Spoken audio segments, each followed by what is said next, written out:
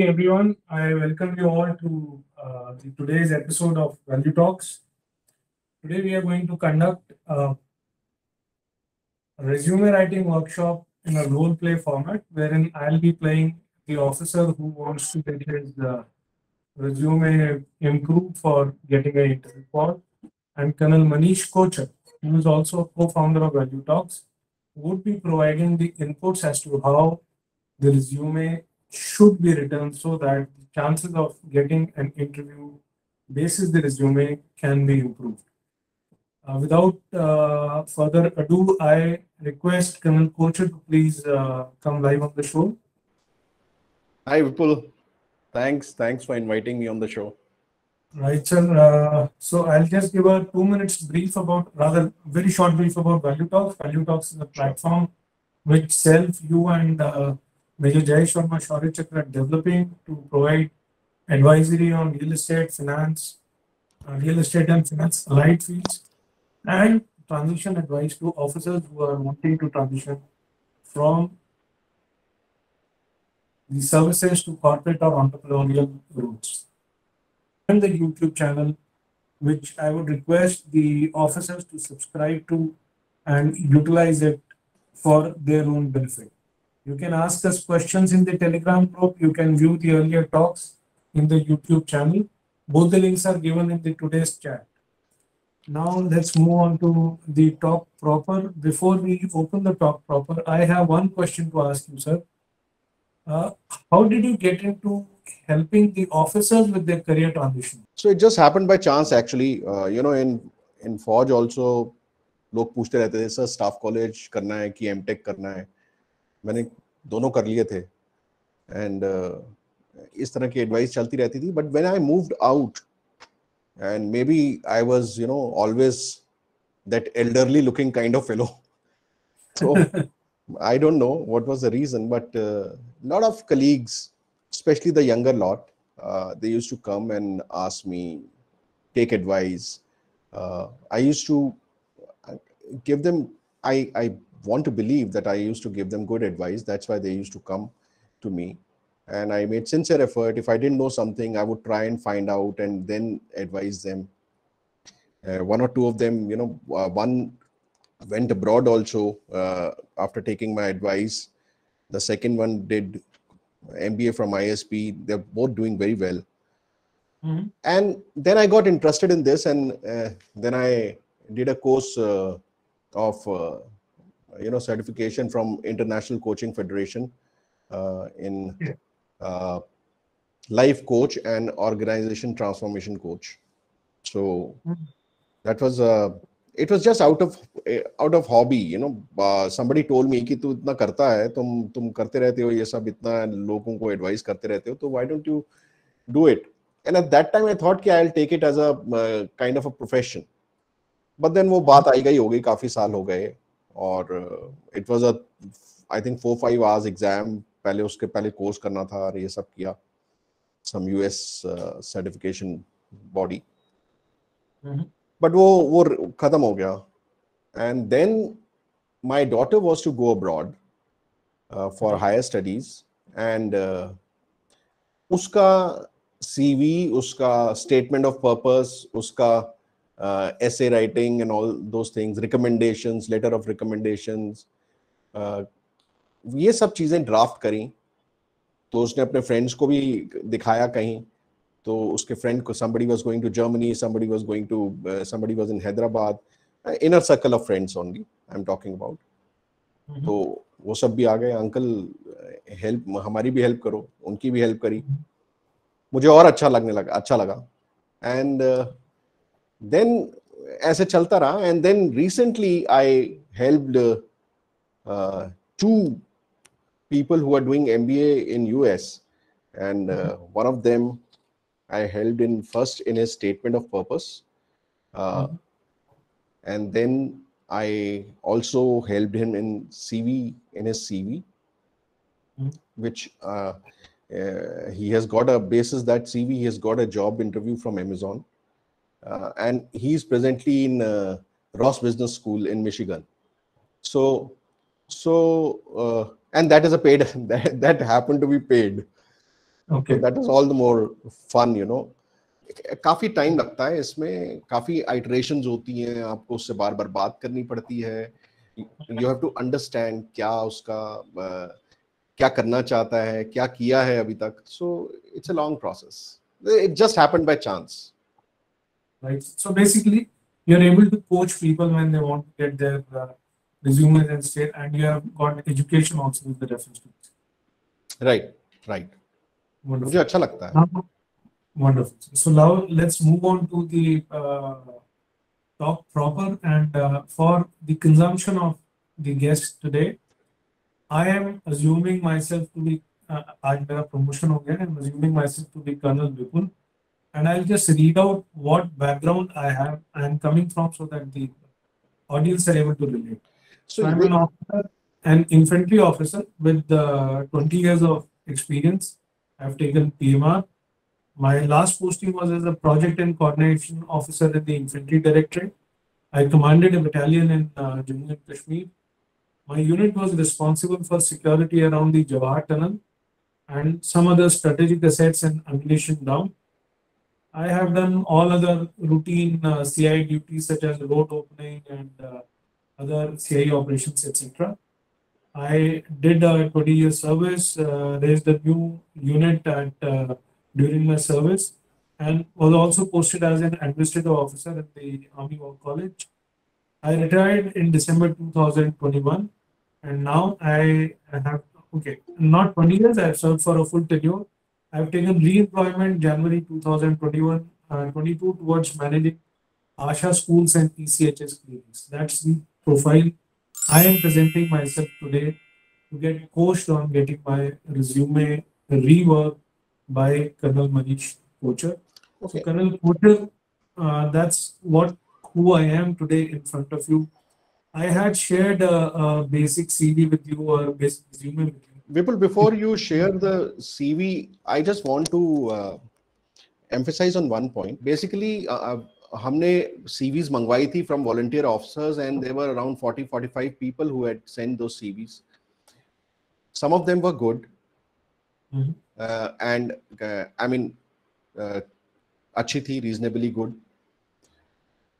Some of them were okay, and some of them were ठीक थी. मेरा why I chose the CV which this Colonel Vipul which you are is a mix of 2-3 CVs, and why I choose an infantry officer is basically because a lot of people keep complaining to me कि infantry officers के लिए वो कम है, EME signals and ये तो technically qualified है and वगैरह वगैरह. So that was the reason. And second reason of choosing an officer who has just taken re-employment and is willing to move out of that re-employment is because another difficult thing is short service commission officer को जल्दी नौकरी मिलने के chances ज़्यादा होते हैं अगर उसकी CV भी ठीक ठाक है, उसके referrals भी ठीक हैं, and वो उसके पास time भी है अपने आप को upskill करने का. So keeping all these things in mind, I took the CV जो कि थोड़ी मुश्किल है, जिसके लिए थोड़ा मुश्किल है, at least perception ये है कि मुश्किल है ढूंढना job. Right. So we can go ahead now. So I'll just show the audience the CV which was shared with Colonel Kochhar so that they can understand as to where we are coming from. Yes. So this is the CV which and ये actual CV थी जो थोड़ा बहुत नाम change करके और उसको 2-3 CVs को मिक्स करके हमने किया just to take it as a case study. And अगर यहाँ पे बहुत I'm sure there may be some people who may not be from the armed forces background, or they may be wards of armed forces people. So the principles of CV writing or resume writing remain the same. So it is not कि आप अगर armed forces से नहीं है तो आपके ऊपर ये applicable नहीं है. What I am going to talk about today is applicable to all. Right. Sir इस CV में आपको क्या दिक्कतें लगी, आप अगर आप इस रिज्यूमे को देखेंगे तो तो विपुल, इससे पहले कि मैं ये बताऊं कि इस सीवी में क्या दिखी, लेट्स एक ऐसे ही बात करते हैं कि आपको अपने सीवी में चेक क्या करना है। और सबसे पहले तो ये है कि सीवी है क्या, है ना। सीवी या resume, I will use this word interchangeably and I don't want to get into what is the difference, this okay. तो a resume or a CV is nothing, it is your own advertisement. And purpose क्या है? Purpose ये है कि जब आप किसी job के लिए अप्लाई करो तो आपका रिज्यूमे जो है वो देख के आपको इंटरव्यू कॉल आ जाए। That is the only purpose of a CV, nothing else, right. Now the difficulty is कि most of the organizations, most नहीं, actually almost every organization which of some standing, and जितने भी HR agents या recruitment platforms etc हैं, वो सब जो हैं they are using some kind of software, application tracking system, CV parsers. For one application, अगर आप LinkedIn पे भी देखें तो एक application के, एक job के लिए करीब on an average 250 to 300 people apply, even more. Wow. Okay. अब उसमें से किसी भी ऑर्गेनाइजेशन के पास इतनी मैन पावर नहीं है कि वो 200, 300, 400 लोगों का रिज्यूमे पढ़े और उसके बाद उसमें से छांटे। तो ये सॉफ्टवेयर्स एम्प्लॉय करते हैं, एंड वो सॉफ्टवेयर्स जो हैं वो कीवर्ड बेसिस पे होते हैं, एंड रेलेवेंस बेसिस पे होते हैं, एंड रीडेबिलिटी बेसिस पे होते हैं। सो this is one important point. 3 points. Yes. Keywords, relevance, and readability. Why I say readability is the software should be able to read your resume. आपने अपनी तरफ से बहुत ही फैंसी रिज्यूमे बना दिया, आपने उसके अंदर टेबल वेबल सब डाल दिया, ठीक है, साइड पे एक कॉलम कर दिया, एक साइड पे एक कॉलम कर दिया, ऊपर फोटो चिपका दी, 2-4 कलर्स हो गए, and you think it's looking very nice. It's not like that. The software should not get confused. That's the only thing which I mean by readability. It should be able to read what you want them to read. That is it. So I hope it's clear. So it is better to keep it simple. Don't go for too many infographics or tables or something. जरूरत नहीं है. Simple format, simple fonts. Times New Roman and Arial, these are very standard fonts, easily readable. Don't go for some fancy fonts, कई बारी पता ही नहीं लगता कि क्या लिखा हुआ है। तो then is your keywords जो कि वो उसमें से उठाएगा, and वो keyword ऐसा नहीं है कि आपने job description देखी और वो keyword उसमें भर दिए। There is a method of checking the relevance also, whether that keyword is put in context or not. So that is one thing कि भाई आपका सॉफ्टवेयर है वो इस तरह से बिल्ड है कि वो आपके कीवर्ड की रेलेवेंस भी चेक करता है। हाँ, to a certain extent, yes, right. And third is your accomplishments. So accomplishments also, किस तरीके से आपने क्या लिखा हुआ है, it's a responsibility oriented language or it is an accomplishment oriented language. We will cover this point later also. If you are saying that if you are working say in Manish's organization in biomass field, I hope I am right. So and you say I am responsible for so and so. Oh, you are responsible for that thing, but are you doing it properly? So that is the thing which your resume should bring out. Don't write responsible for. That is a fact. What you have to write is, if you are responsible for that, what is the accomplishment? So we will again come to this later. Then what you should actually check your CV, 4-5 point होते हैं. One is that you should check your CV for impact. And उसके बाद हम इसको examples में देखेंगे. तो impact क्या है आपकी सीवी का? क्या आपने जो भी लिखा है कि you are a, for everything which you have written in your CV, there is nothing which is subjective. Good visionary leaders, you see, you pick up 90% of the CVs of army officers and others also.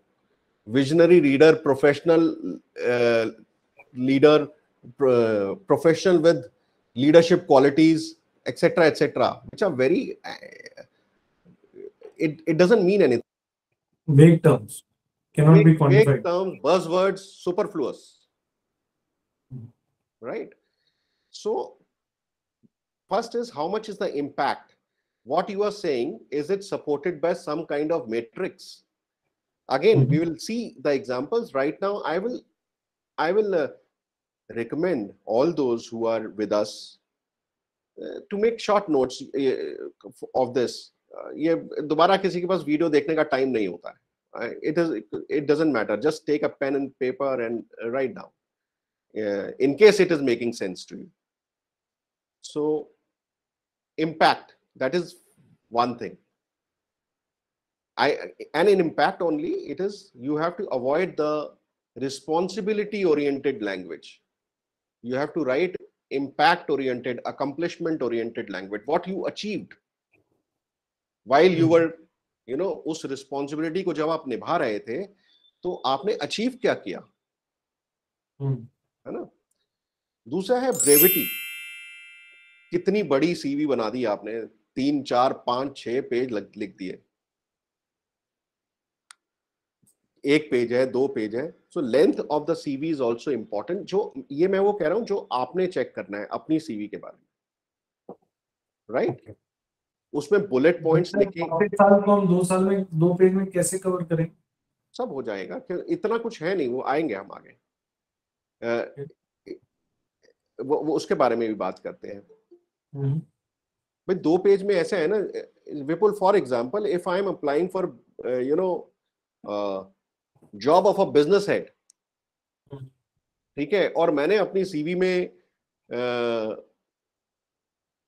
लिखा है कि पूरी अपनी कहानी लिखी है कि मैं 1987 से I join NDA and then I got commission in 1990 as second lieutenant, and मैंने पूरी राम कहानी लिखी है उसमें. तो is it relevant to my the position which I am applying for now? It is not relevant. It is irrelevant. So I'm not saying that you don't include what you did in army, but what will carry more weightage is what you did in last 3, 4, 5 years. Because that is the one which will qualify you as a candidate for the job of a business head. So this is how you have to cut down the irrelevant information and you have to include the relevant information. It's not an information dump. So brevity, then you have to use bullets, and those bullets don't have to be very long, and then is style. I already said that you have to use fonts, simple fonts, standard fonts which are clear. I just gave an example. There may be other fonts also. Times Roman and Arial are which come to my mind. Safe side is Times New Roman या Arial though. Yeah, exactly. That's what. That's 90% of business communication happens with those fonts. Exactly. These are standard ones, easily readable. कोई confusion नहीं है. ठीक है. फिर है, आप personal pronouns नहीं use करते एक CV में. I did this. I managed. Just write managed. Spearheaded, headed, directed, integrated, whatever. So don't use personal pronouns. And no buzzwords. जो third party वाले pronouns होते हैं वो like, तो जैसे नहीं होता, एक तो होता है I did this, दूसरा at times what officers also do is Colonel Vipul has done this. Colonel Vipul. No, you are writing. You are Colonel Vipul. You are sending the CV. You are applying for the job. Everybody knows कि आप अपने बारे में ही बात कर रहे हो. Right. है ना? हाँ, उसमें थोड़ा words भी कम हो जाते हैं. So it is. Exactly. Then is कोई buzzword नहीं use करना है. कोई क्लीशे फ्रेजेस नहीं यूज करनी है. Visionary leader, I already covered this. Visionary leader या गुड कम्युनिकेशन स्किल्स, इसको इंक्लूड करने का तरीका है. Okay. अगर आपने गुड कम्युनिकेशन स्किल लिखना है तो demonstrate your skills. You have to demonstrate them. आपके लिखने से, मैं as a recruiter, and I have done lot of hiring at all levels. I was director projects and पूरी प्रोजेक्ट टीम बनानी थी. तो from leadership level till field engineer level, some of the field engineers were key. We required some particular skill in them.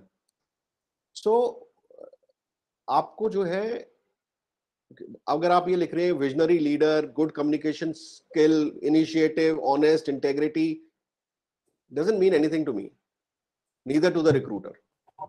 Can't be proved. You have to substantiate it. Again, we will cover it. Then is, right now we are talking about the style. Then is your contact details. अब आपने इसमें मेरे ख्याल से address लिखा हुआ है. If you scroll it, आप इसको स्क्रॉल करें जरा.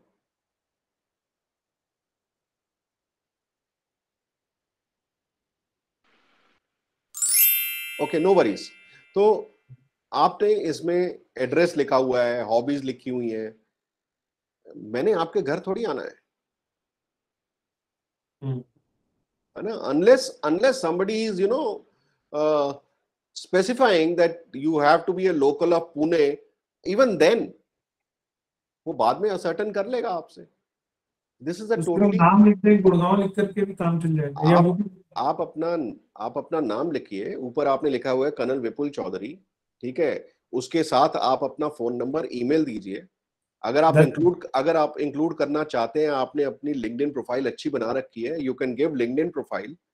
अगर आप किसी टेक्निकल फील्ड से हैं तो वो वहां पे आप अपना गेटहब या कहीं और इस तरह की वेबसाइट का वो दे सकते हैं. और अगर आपकी अपनी पर्सनल वेबसाइट आपने बनाई हुई है अपने बारे में ही, तो उसका भी रेफरेंस दे सकते हैं. But that's about it, and वो सब ऊपर ही आ जाएगा.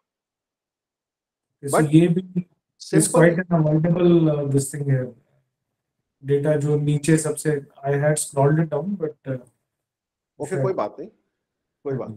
तो मेरा कहने का मतलब है, it is occupying space also and it is an irrelevant information. मैं नहीं आ रहा आपके घर, ठीक है. मुझे आपसे कम्युनिकेट करना होगा, मैं आपको फोन पे बात कर लूंगा और आपकी ईमेल पे कम्युनिकेट कर दूंगा, right. So that is it is irrelevant. फिर है आपकी कंसिस्टेंसी. आपकी जो बुलेट पॉइंट आपने लिख दिए, लेकिन आपकी the sentence is not making sense. Punctuation ठीक नहीं है. And the importance of a comma is, it cannot be overemphasized. One comma here and there and it gives a totally different meaning. Absolutely. So your bullet points, what you want to convey, should be consistent. It should make sense. The next point, so we have covered style. We first covered impact, then we covered brevity, then we covered style. Next is sections or the layout. तो अब आपने जैसे यहाँ पे लिखा हुआ है, आपने सबसे ऊपर अपना वो दिया था, नाम वगैरह दिया था. उसके बाद आपने ऑब्जेक्टिव दिया था. उसके बाद आपने आई थिंक एजुकेशन क्वालिफिकेशंस दी थी, राइट. Objective irrelevant. सबको पता है आपने इस जॉब के लिए अप्लाई किया है. The objective of this CV, this resume is nothing but to get that job.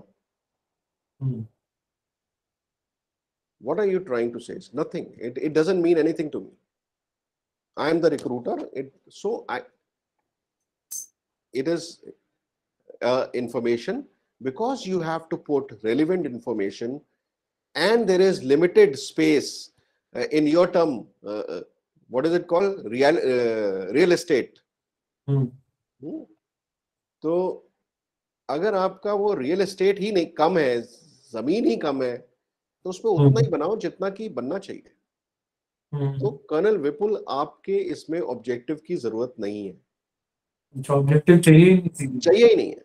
उस इस सीवी का एक ही ऑब्जेक्टिव है, और वो ऑब्जेक्टिव जिसको आपने भेजा उसको मालूम है।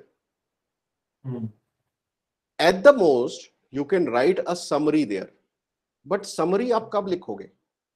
जब आप अपनी सीवी बना रहे हैं, समरी कब लिखी जाती है?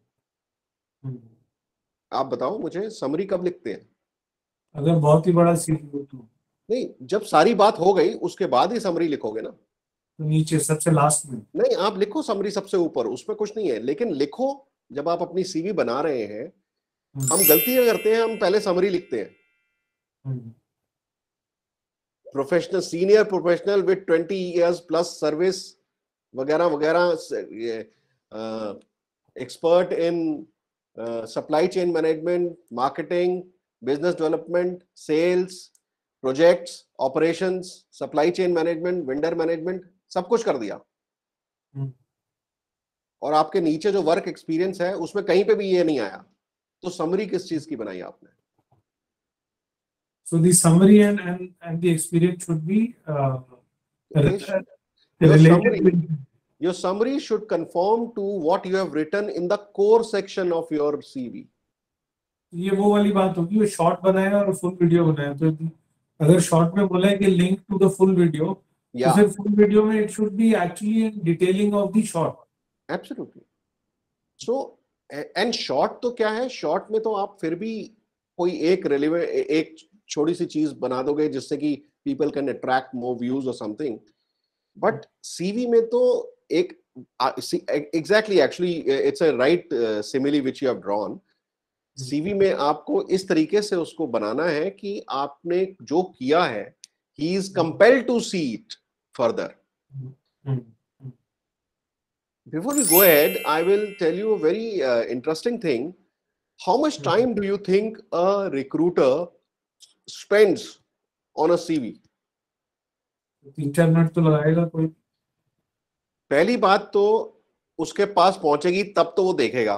अगर तो आपने उसको रीडेबल रेलिवेंट बनाया, तब वो फर्स्ट स्क्रीनिंग से निकल कर उसकी टेबल तक पहुंचेगी। और अगर उसकी टेबल पे पहुंच गई तो on an average, as per एक स्टडी हुई थी 2018 में, I was reading somewhere, 7.4 seconds. So that means 7.4 में क्या होगा सर? 7.4 सेकेंड्स का मतलब है कि उसके पास इतनी सीवी आती है इवन आफ्टर फिल्ट्रेशन कि he just skims past it, and it is not wrong. It may be little exaggerated, 7.4 second, but I am telling you, he doesn't take more than 15 to 20 second at all. बिल्कुल सही होगा sir. मैं आपको इसका एक relevant data आपको बताता हूँ। YouTube के अंदर अगर कोई वीडियो 30 सेकंड से ऊपर देखते हैं तो YouTube उसको मानती है that they have engaged the audience, because 90% of the audience they do not watch a video beyond 30 seconds. And यही होता है। आप ये सोचिए, when I was building the project team in more than 3 occasions, the number of CVs which come for mid-level roles, especially senior level पे थोड़ी कम आती हैं, लेकिन बहुत आती हैं। मिड लेवल रोल पे इतनी सीवीज होती हैं कि it used to be a bunch this thick. बाप रे। और आफ्टर स्क्रीनिंग आती थी वो। यू थिंक कि इतना ज्यादा तुम उसको देखोगे? नो, आपने तो यही देखते हैं। अगर उसमें पहली समरी में लिखा हुआ है I am a visionary leader, good communication skill, high integrity, loyalty, truthfulness, इधर चलिए। वो आगे नहीं बढ़ेंगे उस पर। अरे यार, सब्सटेंस लिखो ना यार। ठीक है, तो that was, so sorry, I got diverted, I don't no. Section क्या बता रहे थे सर? सेक्शन सो समरी जो है, आप समरी लिखिए, लेकिन समरी आप सबसे टॉप पे लिखिए, लेकिन तब लिखिए जब आपने अपना पूरा रिज्यूमे जो है वो बना लिया है, एंड देन सी, दिमाग लगा के कि मैंने समरी में क्या लिखना है। ठीक है, उसके बाद है अपना वर्क एक्सपीरियंस नाउ आपके इसमें आपने पहले एकेडमिक और प्रोफेशनल क्वालिफिकेशंस लिखी हैं. First of all, there is nothing right or wrong. I am just suggesting something. It is also, there's nothing wrong in this. But work experience is more important ना. आपने क्या काम किया हुआ है, बिकॉज आपके एक्सपीरियंस के बेस पे ही आपको वो मिल रही है, राइट? अगर आप टीचिंग जॉब के लिए भी अप्लाई कर रहे हो तब भी आपने, अगर सपोज आपका अपना कॉलेज है and you are hiring professors, तो आप किसको हायर करोगे? यू विल प्रेफर कि जिसका पहले कोई टीचिंग एक्सपीरियंस रहा हो. मतलब ये तो एक गिवन है कि उसने जो क्वालिफिकेशन फॉर अ टीचर है, पोस्ट ग्रेजुएट एंड डीएड वगैरह, तो उसके बाद educational qualification is an important thing, लेकिन आप पहले वर्क एक्सपीरियंस को लेके आइए. Core, that is the core section, उसको एड्रेस करना बहुत जरूरी है. उसके बाद आप अपना एजुकेशन एंड क्वालिफिकेशन कर सकते हैं. These are the essential parts of a CV. You can even do away with summary if you don't want to write summary, but ये दोनों चीजें अगर आपने वर्क एक्सपीरियंस नहीं लिखा और एजुकेशनल क्वालिफिकेशन नहीं लिखी तो आपके सीवी में कुछ नहीं है. तो ये these are two essential parts of a CV. Formatting अलग होनी चाहिए. हाँ, फिर उसके बाद आपका आता है कि skills. Now skills can be soft skills and skill can be hard skills. Hard skills जो है ना, वो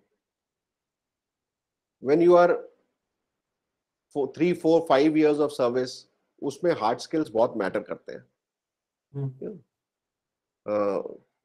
Proficiency in German, French, depending upon the job you are applying for, or knowledge of C++, Java, Python, etc. ये सब जो है, all these things come under knowledge of Excel, Microsoft Office वगैरह वगैरह, ये सब हार्ड स्किल्स में आ जाते हैं. ठीक है, और ये आपको मेंशन करने चाहिए जहां पे आपने उनको यूज किया है. कि भाई अगर आप थे, suppose you are in the programming side, तो developed a software application using C++ and Java, etc., etc., etc. So आपके वर्क एक्सपीरियंस में ही ये मेंशन हो जाना चाहिए. Don't mention it somewhere where it may not be noticeable. और soft skills में अगर आप ये सिर्फ लिस्ट कर दोगे, जो कि मेरे ख्याल से आपने लिस्ट किया हुआ है, ये देखिए, areas of specialisation, leadership, a result oriented, persuasive, dynamic leader who is innovative in his approach, etc., etc. It may be, it is all true, I'm sure you are. लेकिन मैं कैसे मान लूं? 6 जो आपने बताए, मैं इनको एक बार समराइज कर देता हूँ जो आपने मेरे को भी राइट किया है. So first is impact, then is brevity, third जो आपने बताया style, then is the sections which might also have a summary, and then including soft skills and hard skills. Very right, बिल्कुल सही. तो इसके बेसिस पर I had created another CV or another resume which is so it is actually saying the same thing which I have already explained. Personal objective not required. Now communication, all that which is in yellow is basically superfluous. Then academic, preferably at the end. Weapon technology, is it relevant to the job? Are you applying for a job? Are you aiming for something which will require this qualification? Then mention it. Otherwise there is no point mentioning this qualification. तो अगर हम आपकी ये qualifications देखें colonel Vipul, and actually I don't know, the officer may also be on the line, and I, so आप भी देखिए sir. आपने बीए मेंशन किया, आई डोंट नो कब किया था आपने, ठीक है.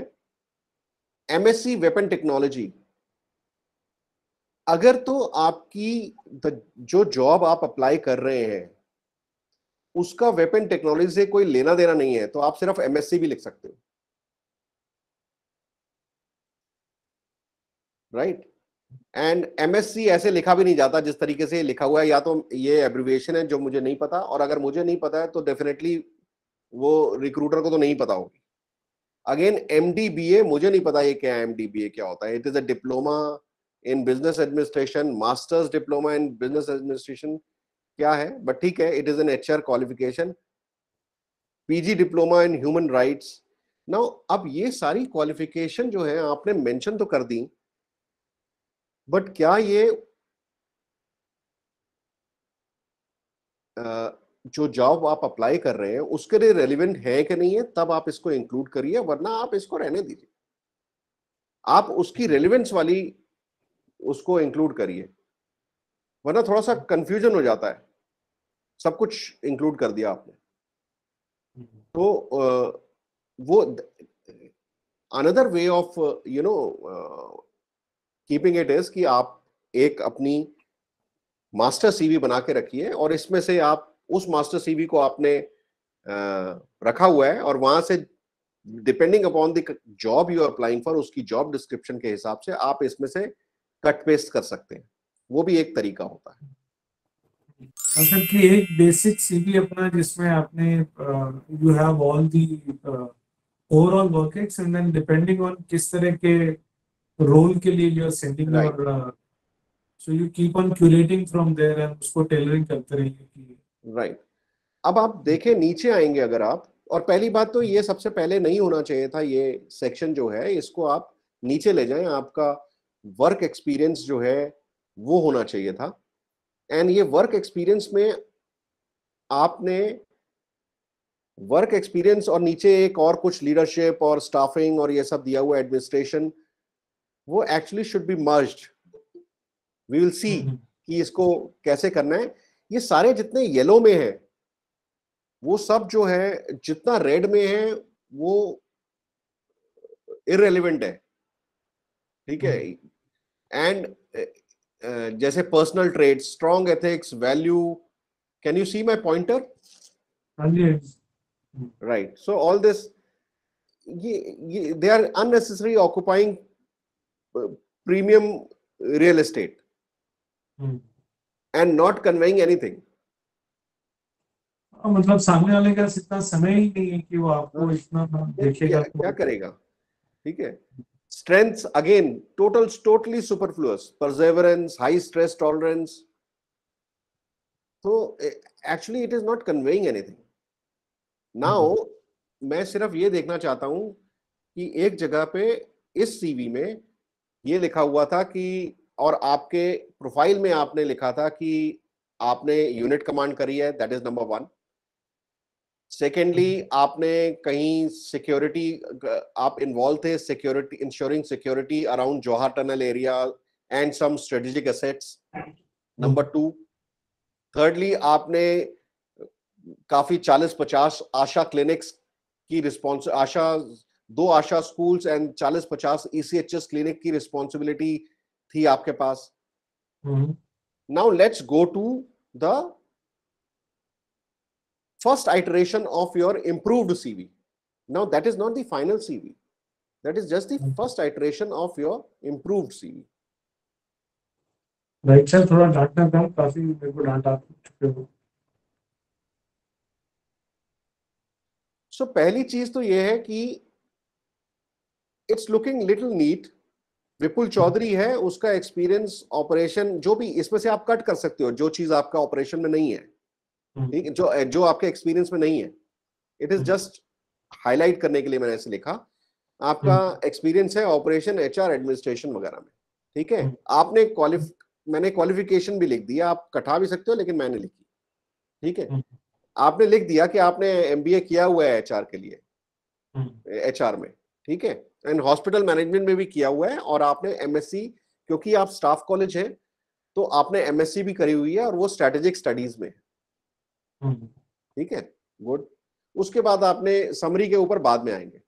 फिर है आपका career graph, you can include it, you may exclude it also because नीचे भी वही चीज दी हुई है, depending upon कि इससे मुझे क्या पता लगता है इस करियर ग्राफ को देख के कि firstly he has been at senior level position, programme director, head PMO etcetera in defence services.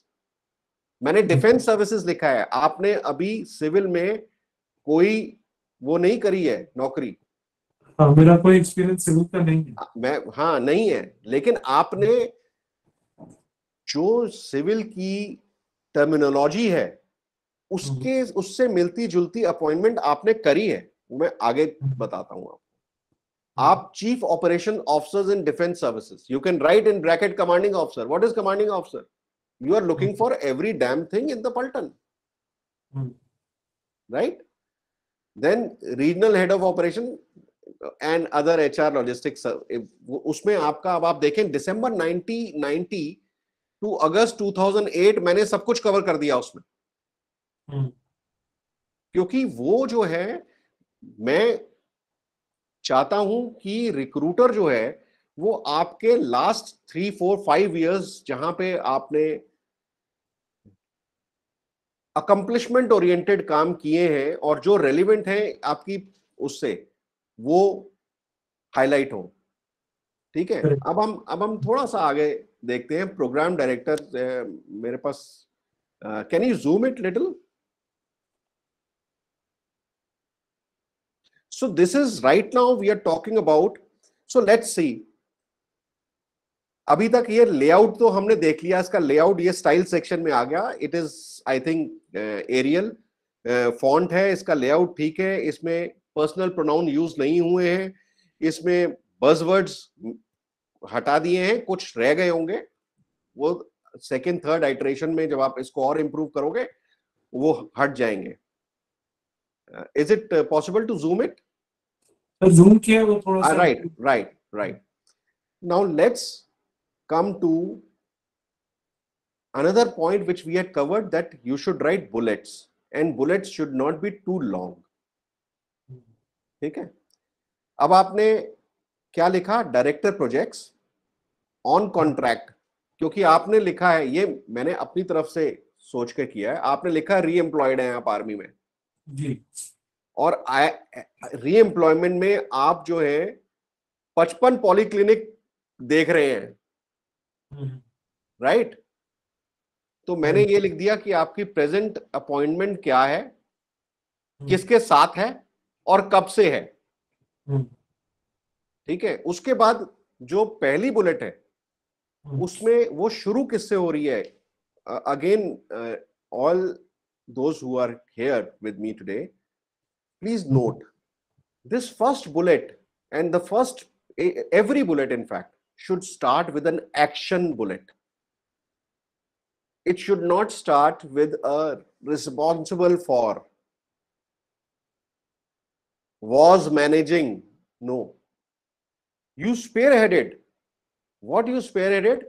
Manpower planning oblique recruitment, fundraising and policy implementation in 55 polyclinics of Indian Army veterans. आगे मेरे ख्याल से number of districts दिए हुए हैं जो कि इसमें कट हो रहा है, and increased reach across entire central India spanning 4 states and 68 districts, resulting in 30% increment in customer base. आप कर अभी भी वही रहे हैं विपुल, आप अभी भी 55 पॉलीक्लिनिक ही देख रहे हैं ईसीएचएस के, ठीक है, लेकिन आपने लिखा क्या है उसमें?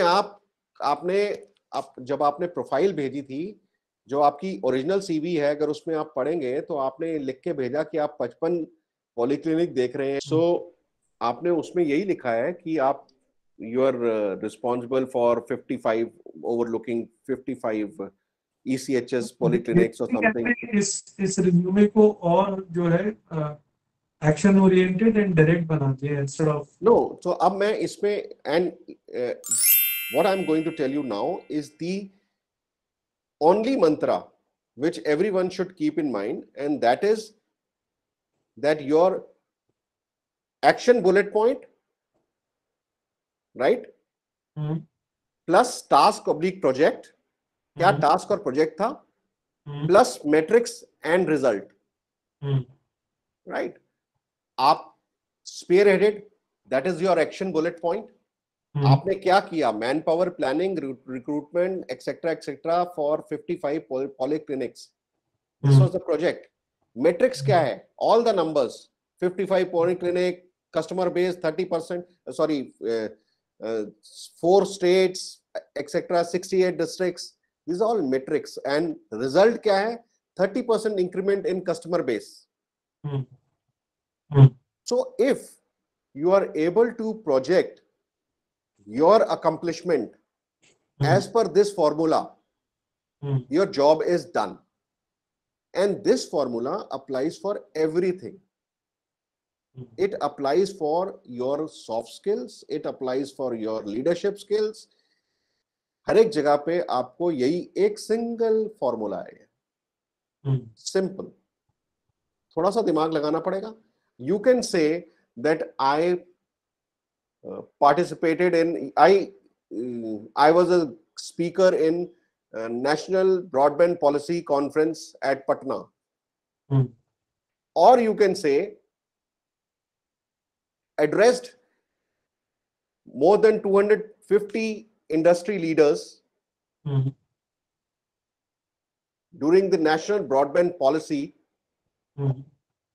on future information superhighway of India.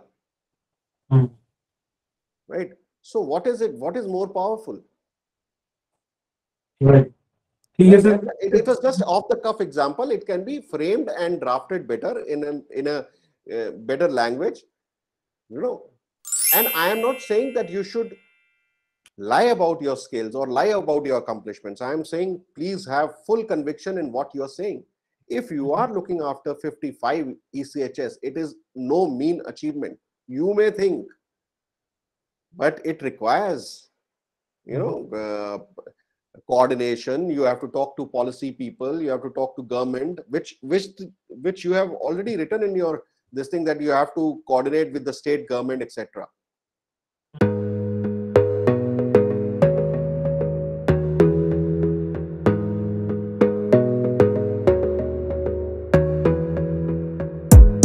Gotta focus on this.